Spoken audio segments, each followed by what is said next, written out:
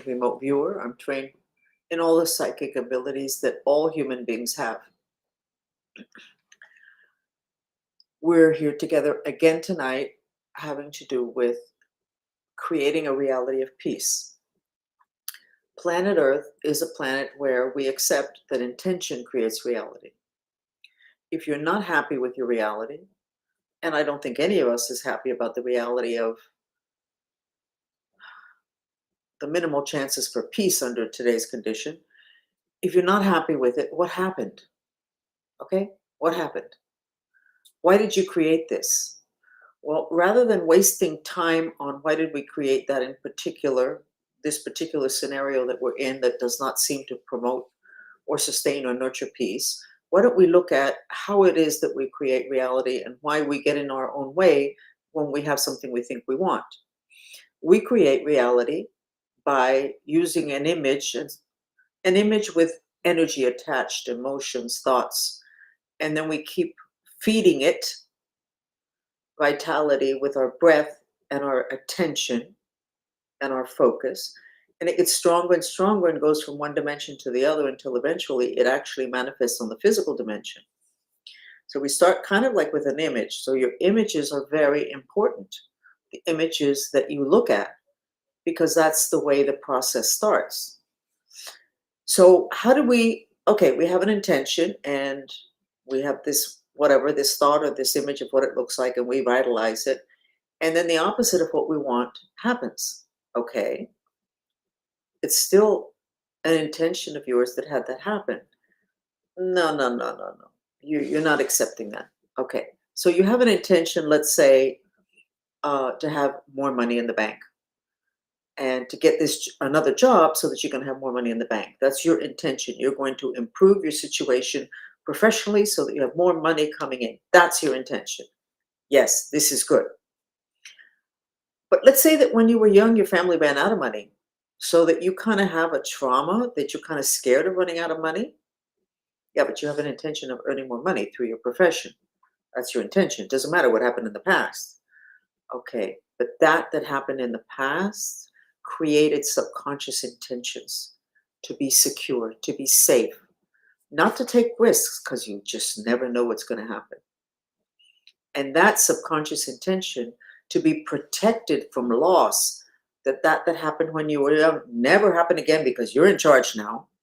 That subconscious intention has a lot of energy and is vitalized by fear. And fear is very effective for vitalizing intentions and movement, etc. Your intention to have more money through being a professional, maybe changing jobs where they pay more, it's not going to happen because you have a subconscious intention that's a reaction to a trauma. It's really energized, very silent, but really energized, that is stronger. And that subconscious intention is for you to be secure, don't take risks, don't be changing this job for another one, you never know what's going to happen. That is how we end up where we're at now. And also a lot of times, bad things happen, but it's really for something really, really good. And there's not enough time to get you into the stories that I could tell you that are a little bit longer than the time we have here. But in the book that I wrote, Creation, there's a chapter on hidden intentions. I'll tell you one short. When I started trying to figure out how to use my skills, my psychic skills, something that would make me happy, I decided I would take care of people that had problems with no solutions. And I ended up taking care of a lot of kids. And I had a particular child that I took care of that was autistic, and the family would come once a month. I didn't charge them because I didn't know if I could do anything. And I would take care of the child, say what I saw and what I recommended. So, and the whole family would come to the sessions. It was a little girl. And the grandmother would come also. It was very attractive to see the whole family supporting this process. Okay, so one time the family came and the grandmother didn't come, and I asked about the grandmother, and the grandmother, they told me, had cancer. She had been diagnosed with cancer. And I went, oh my God, I'm so sorry. But my head, that cannot stand a question mark, wanted to know about this cancer, but I couldn't ask them. It was not appropriate. But I did ask my masters, what is this? I mean, this child needs support. Now the grandmother has cancer. Well, what was explained to me was that the grandmother did not know this, subconscious. The grandmother felt that the child was very bratty.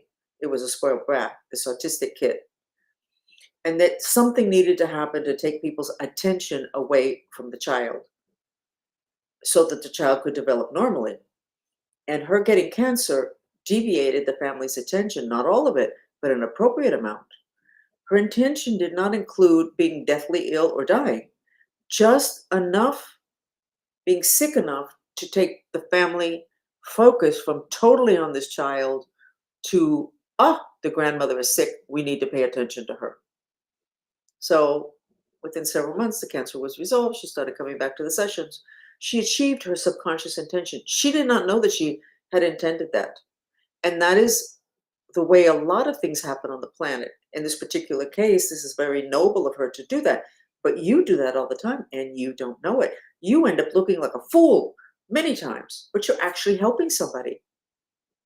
And you don't know it because you are not familiar with your astral spirit. It's a separate part of you. You're not familiar with your subconscious intentions.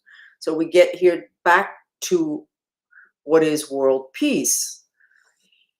Most of the things that, if I look at superficially, that is blocking world peace is fear.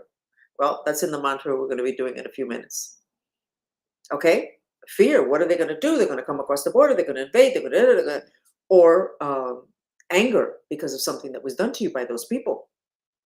Or if they get in control, they're going to do this. And that's also in the mantra for world peace. But before we do that, I'd like for you to think about how you feel now. And on a scale of 1 to 10, 1 is you feel like you're just awful, awful. 10, you feel great. Okay, measure yourself. You don't have to put it here, just measure yourself. Now, at the end of this session, measure yourself again. Even if I forget to tell you, measure yourself again, because we don't do that long in terms of number of minutes of the mantra, but the shift in your stress level can be pretty dramatic. But you need to see that. You don't need to hear it from me. You need to see it. Also, there is a way to check your frequency that is not scientific, but very real.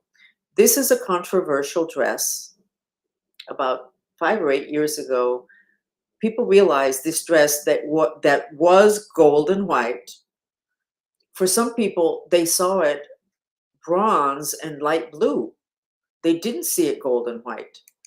And a percentage of people saw the gold and white, which is what the dress was constructed as, and other people saw it blue. Okay.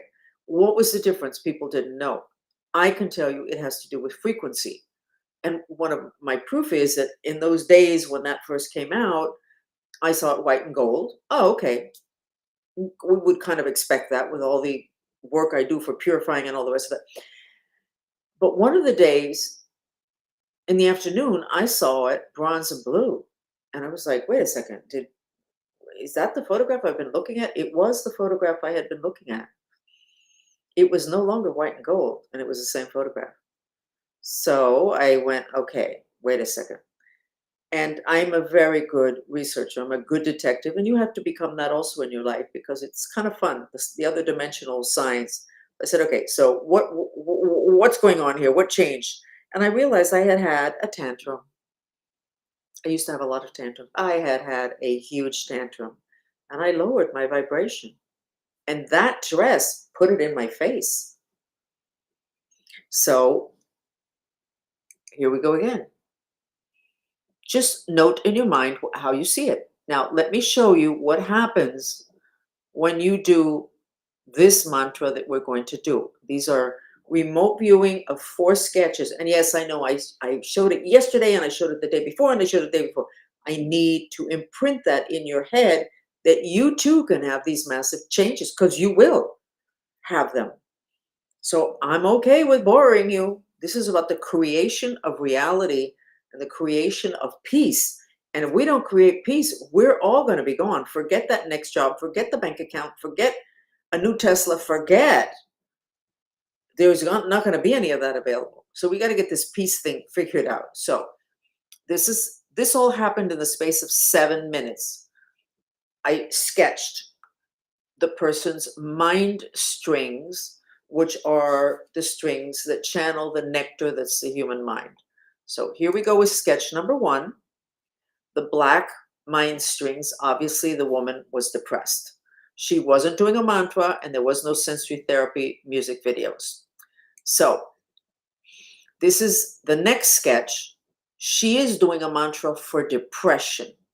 And look, the black mind streams are lifting up.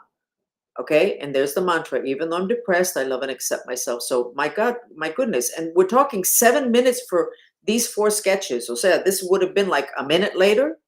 Okay, that's how quickly you can get adjustments with mantras that are defined as devices that liberate the mind. So this is, she started to do the mantra for world peace, which is the one we're doing today. Please God help me with my intention that there be a miraculous solution or purification of the fear and hate.